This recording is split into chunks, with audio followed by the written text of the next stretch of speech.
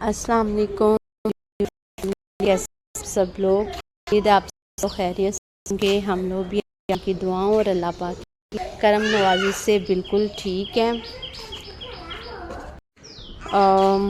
تو صبح کا ٹائم ہے، صبح ہو گئی ہے، بچے سو کے اٹھ چکے ہیں۔ تو نا کی دیر جو آپ لوگوں کو ایک سٹوری بتانے جا رہی ہیں، لیکن اندر یہ بتانے کا حوصلہ نہیں ہو رہا، ہمت نہیں ہو رہی، میری طبیعت بہت بوجھل سی ہو رہی ہے۔ یہ سمجھ لیں اس واقعے نے میرے رونگٹے کھڑے کر دیے۔ یہ بہت ہی افسوسناک واقعہ جو ہے وہ پیش آیا ہے۔ یہ ریئل سٹوری ہے اور ریسنٹلی جو ہے وہ یہ واقعہ پیش آیا ہے، یہ کچھ دن پہلے کی بات ہے۔ تو نوشہرہ خیبر پختونخوا کا ایک بہت ہی پرامن علاقہ ہے۔ یہ وہاں کا واقعہ ہے کہ اٹلی سے 3 بھائی آئے تھے اپنے بھائی کی شادی پر۔ آج سے کوئی 13 سال پہلے وہ 2 بھائی جو ہیں وہ اللیگل اٹلی گئے تھے، لیکن وہاں پر انہوں نے اسٹرگل کی اور جب وہ کامیاب ہو گئے انہوں نے اپنے تیسرے بھائی کو بھی ادھر بلا لیا۔ تو اچھا خاصا ماشاءاللہ کما رہے تھے، اچھا خاصا ان کا بزنس تھا وہاں پہ۔ تو چوتھا بھائی ان کا جو ہے وہ ورک ویزے پر تھا، اسٹڈی ویزے پر تھا۔ تو یہ جو 3 بھائی ہیں نا اکٹھے، یہ اپنے چوتھے بھائی کی شادی پر پاکستان آئے۔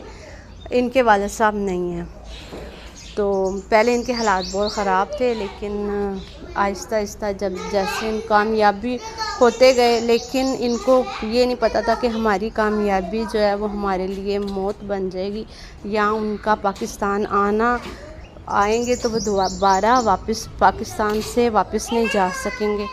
ان کو پتہ ہوتا تو وہ آتے ہی نہ۔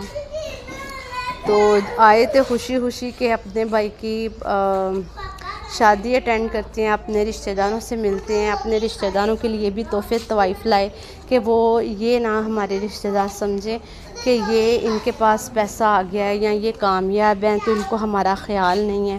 یہ بہت اچھے تھے نیچر وائز بھی تینوں بھائی، لیکن ان کو نہیں پتہ تھا کہ جو ہمارے اپنے ہیں وہی ہمارے خونی بن جائیں گے۔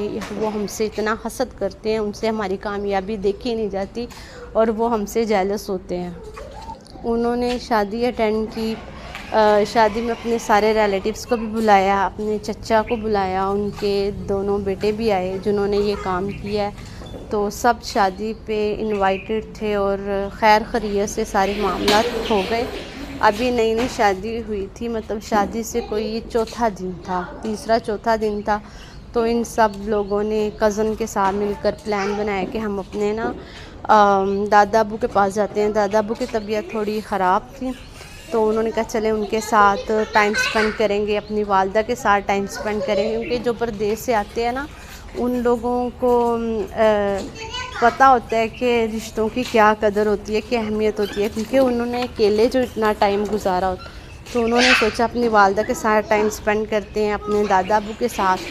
تو انہوں نے راستے سے چیزیں وغیرہ، گوشت وغیرہ، کولڈ ڈرنکس وغیرہ سب لی کہ ادھر جا کے ہم انجوائے بھی کریں گے، کھائیں پیئیں گے اور دادا ابو کے پاس بیٹھیں گے۔ تو وہ لوگ چلے گئے خوشی خوشی۔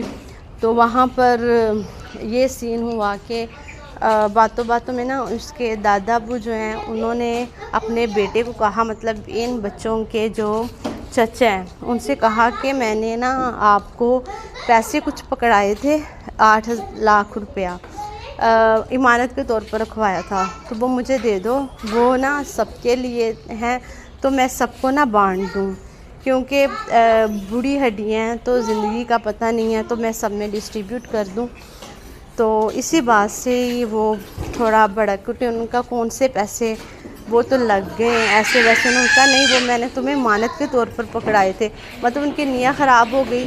اور کچھ وہ ان لوگوں کی، یہ جو اٹلی والی پارٹی ہے، ان لوگوں سے بھی حسد کرتے تھے، ان سے یہ برداشت نہیں ہوا کہ یہ ادھر کامیاب ہے اور اپنا سارا نظام جو ہے وہ چلا رہے ہیں، وہ شریک ہے نا، تو شریکوں سے برداشت نہیں ہوا کہ یہ کامیاب کیوں ہیں. تو حالانکہ ان لوگوں نے اٹلی والوں نے یہ کہا کہ چلیں دادا وہ آپ چھوڑیں، ہم پیسے آپ کو دیتے ہیں. انہوں نے کہا نہیں، وہ میں نے اس کو رکھوائے تھے، اس سے لینے ہیں. اور ان لوگوں کا بھی یہ خیال تھا کہ جو پیسے ہیں وہ ہم ہڑپ جائیں، اور جو جائیداد وغیرہ ہے اس کی بھی تقسیم نہ ہو. وہ اس حق میں نہیں تھے، کیونکہ ظاہر تقسیم ہوتی تو وہ سب کو ہی اس کا حصہ جانا تھا. لیکن ان کو یہ تھا کہ چلو یہ باہر رہتے ہیں تو ان کا بھی حق جو ہے وہ ہم ہڑپ کر جائیں. تو ایسے ہی باتوں میں بات تھوڑی زیادہ بگڑ گئی، اور بات ان کے چچا نے بڑھائی. چچا نے یہ کہا کہ تم لوگ بڑے پیسے والے، تم لوگ اب دو گے ایسے ویسے، ہمیں پتہ ہے تمہارے پاس بڑے ہیں، تم لوگ جان بوجھ کر شو کرا رہے ہو، پریشر ڈال رہے ہو، یہ وہ اس طرح کی باتیں شروع کر دی. اور اس سے ان کو ذہن و گمان میں بھی نہیں تھا کہ ادھر گولی چل جائے گی. تو اس طرح وہ زیادہ بھڑک گئے. ظاہر انہوں نے اپنی حسد کی آگ کو بھی تو ٹھنڈا کرنا تھا جو ان کے اندر جل رہی تھی. تو ان لوگوں نے کیا گن نکالی ہے. تو چاچے نے اور ان کے دونوں بیٹوں نے مل کر وہ بھائیوں بیچاروں کو ادھر موقع پر ہی وہ ڈھیر ہو گئے. ان کو دوسرا سانس ہی نہیں آیا، جس کی وجہ سے پورا جو شادی والا گھر تھا وہ ماتم میں بدل گیا، اور پورے گاؤں کی فضا جو ہے وہ سوگوار ہو گئی.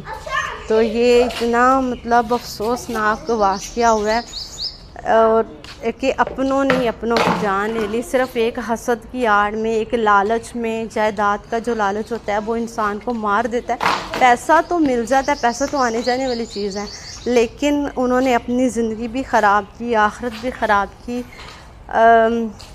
پتہ نہیں لوگ اس حد تک کیوں گر جاتے ہیں. وہ یہ بھی نہیں سوچتے کہ یہ ہمارے اپنے ہیں، اپنا خون ہے، خون سفید ہو گئے ہیں اب تو یہ کہاں ان کے حسد نے ان کو کہاں تک پہنچا دیا کہ ان بیچاروں کی تینوں کی جان ہی لے لی تھی. حسد بہت بری چیز ہے. یہ جو لوگ زیادہ باہر کے ملکوں میں رہتے ہیں، یہ کوئی پہلا واقعہ نہیں ہوا، اس طرح کے بہت سے واقعات ہوتے رہتے ہیں. جو لوگ باہر رہتے ہیں، ابراڈ میں ہیں، ان کے پاس ادھر کی نیشنلٹی ہیں، تو ان لوگوں کو چاہیے کہ اپنے رشتہ داروں سے ذرا محتاط رہیں، کیونکہ جو رشتہ دار ہوتے ہیں نا وہی آپ کے سب سے بڑے دشمن ہوتے ہیں. ان سے آپ کی خوشی ہضم نہیں ہوتی، آپ کی کامیابی دیکھی نہیں جاتی، اور وہ آپ کی خوشیوں سے، آپ کی کامیابی سے، اور یہ کہ جی یہ تو باہر رہتے ہیں، ان کے پاس ادھر کی نیشنلٹی ہے، ان چیزوں سے وہ بہت حسد کرتے ہیں، اور اس کا انجام بہت ہی برا ہوتا ہے. تو کبھی بھی نہ اپنے رشتہ داروں کو بتائیں اپنے معاملات کے بارے میں کہ ہم کیا کر رہے ہیں، کیا نہیں کر رہے. اللہ معاف کرے. یہ حسد اپنے اور پرائے میں فرق ہی بھول جاتے ہیں. حالانکہ حسد کرنے والے کے بارے میں کہا گیا ہے کہ جو حسد کرتا ہے اس کی نیکیوں کو ایسے ختم ہو جاتی ہیں جیسے آگ خشک لکڑی کو ختم کر دیتی ہے. لیکن سوچنے والی بات ہے نا، لیکن لوگ نہیں باز آتے. لوگوں کو بس ہوس اور لالچ اور پیسہ اور جائیداد یہ زیادہ اہم ہو گئی ہیں لوگوں کے لیے، بجائے کہ خونی رشتے. اتنی بھی کیا بات کہ اپنی کی ہی جان لے لی.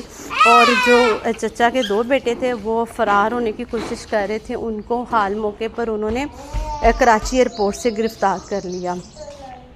وہ پکڑے گئے ہیں. ابھی جو ہے وہ ایک ہی جو ملزم ہے اس کو ابھی پکڑنا باقی ہے.